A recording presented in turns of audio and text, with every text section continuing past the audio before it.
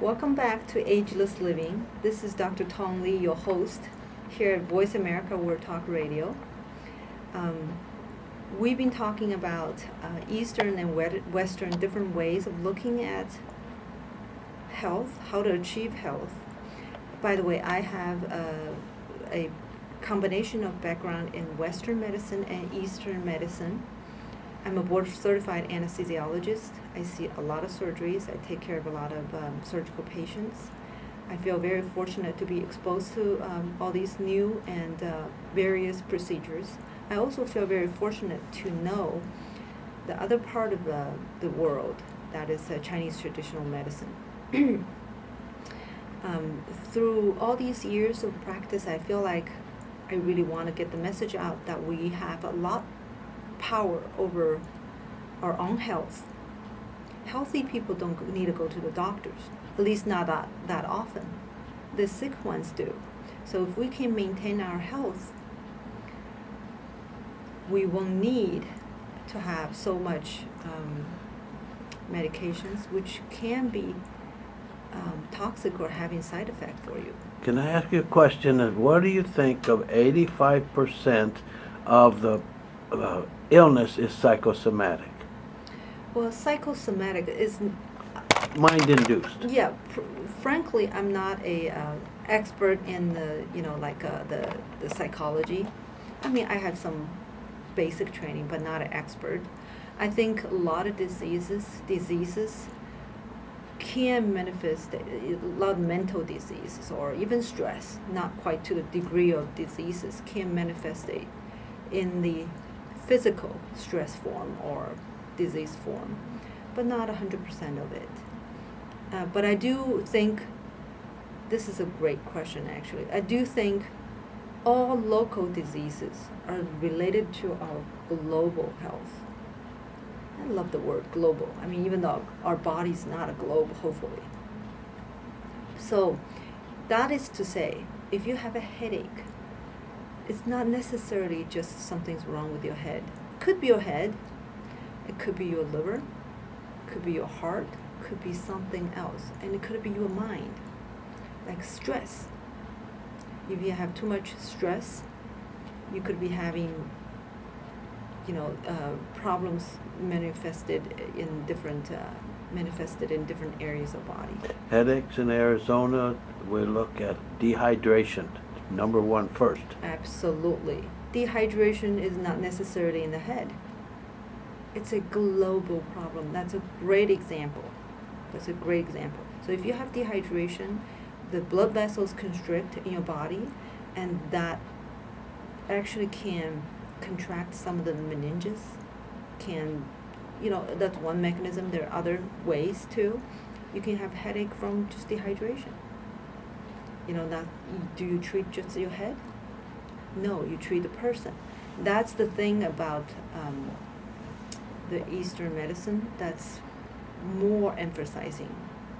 Now, yes, in Western medicine we hydrate people too, but we tend to look more locally or more problem focused. We're so specialized in one area. The headache, you go to a neurologist. You don't go to a doctor to hydrate you, not typically, which is usually. But if they take an aspirin, they don't tell you to hydrate. That's right. So it's one thing that's wonderful to be more specialized. So you have an expert in one area that knows a lot of information about this specialty, but they actually separates the body. But the body is a whole system, works as a whole, globally. So many diseases are related to your whole health, not one problem. So to become healthy, we talk about the obstacle is mind, and also find your weakest link so you can maintain a good health as a chain. And we talked about sleeping. I believe is the most important thing. Why is that? Because that's the time your body, that's the concentrated time for the body to rejuvenate itself. There are a lot of reversible damages happen in our body every day, including cancer cells occurring. There was a good analogy I was reading in one of those Chinese websites. It's talking about cancer cells are like seeds. It can only grow in certain conditioned soil. That is our body. If you have certain weakness, or some people say acidic body, then the seeds will bloom, will sprout, will bloom, will grow better. Now, if you were to change the soil, then you have a better chance of controlling the growth. Now, we do different things in Western medicine. We try to eradicate the whole plant, try to cut it out, spray it. I guess that's an analogy for surgery, radiation, maybe putting some chemicals to kill the weed, and that's kind of like chemotherapy, right? So that's one way to work. That is focusing on that plant, that seed of cancer. But the other side is very important too. That's not paid attention to largely.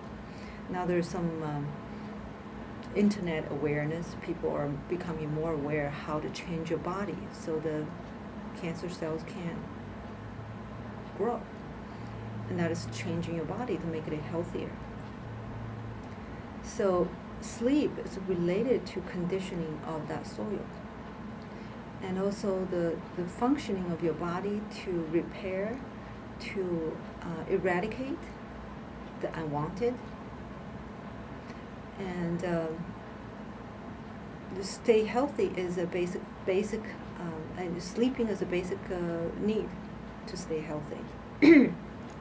And of course, there's a lot of science on that, and we talked about this topic in a previous show, how to avoid insomnia. If you can't fall asleep, there's no good talking about sleeping. And we talked about how to stay sleep deeper with 5-center massage. It's funny that I have to share this. I have a friend who came into my office and got Botox, and at the meantime, we talked about sleep. So I taught her how to do the 5-center massage. This is the nice thing, she had the open mind. She listened, she went home and did it for a week. A week later, she called me and she said, you know what, I think the Botox you gave me made me sleep better. So I asked her, I said, did you do the 5-center massage? She said, yeah. I did it every night. I said, it's the massage that helped you sleep better, not the Botox. Isn't that interesting? We think of pharmaceutical agents so much more than the natural power. The things you can do to yourself just with your own palms, fingers, little massage will do. I think this massage technique is talked about in our previous show with the sleep insomnia. So if you have any questions, always email me. My email is tongli.md@gmail.com. I'll be happy to share with you that technique again. So how many hours of sleep you're supposed to get? Well, I actually personally think the hours of sleep are not so fixed. Instead, when do you go to sleep, from what time to what time, is more important. So from 10 p.m. to 6 a.m. is considered the golden time. It's the best time to sleep. We also talked about in the previous shows on why in the Chinese medicine theory. But anyways, if you have to cut some corners, then it's 11 to 5. If you have to cut it again, that'll be 12 to 4, 12 to 3. But anyways, that period of time is the most important one. And also previously we talked about what if you didn't get enough sleep previously? What do? Can you sleep more to make up the time? the best way to go back to healthy sleep is not to sleep in until 10 or 11 a.m. It's actually getting up, get your yang energy going, and then go back and take a nap. Don't be afraid, a nap is not going to kill you. So, like the research was talking about. So the sleep, important, the depth is important too. So, the sleeping quality is important. In order to achieve the quality, there are herbal medicine you can take, herbal supplements, there's self-massage you can do, and also the time of sleeping is important as far as from what time to what time. That is 10 p.m. to 6 a.m. Oh yeah, I have to share this one again. WHO actually classified working night shift as carcinogen, which is one of the cause of cancer. That's interesting. I heard this from an eye doctor. I got to look it up myself. But, look it up yourself. That's interesting. That's all about sleep. The next one is you are what you eat. So if you take in a lot of toxins unconsciously or consciously, well, I guess you wouldn't do that consciously, but that processed food. It's an unconscious process. Right. That's where we go back to your mind is the biggest obstacle. If you don't become aware of the things that's unhealthy that you're doing and taking in as diet, then you're far away from achieving optimal health. So, as far as toxins, there's so much information all over, controversies, debates. What exactly are toxic? Toxin is a very general word, but toxins are considered something that's artificial, that's additive, it's taken in too much a quantity, and it's not intentionally added to food. Damages the cells? The toxins, yes, obviously will damage your cells. Actually, toxins cause cancer too.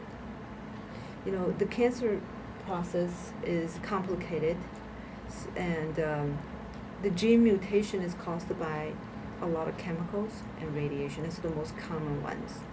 When we do come back, we're going to continue talking about you are what you eat. What does that mean? You don't want to take in toxins to avoid a lot of health risks. This is Dr. Tong Li here at Voice America World Talk Radio with our show Ageless Living. We welcome emails and comments. Our phone number is 480-598-9733. And the email address is tongli.md@gmail.com. That's TONGLI.MD@gmail.com. We'll be right back.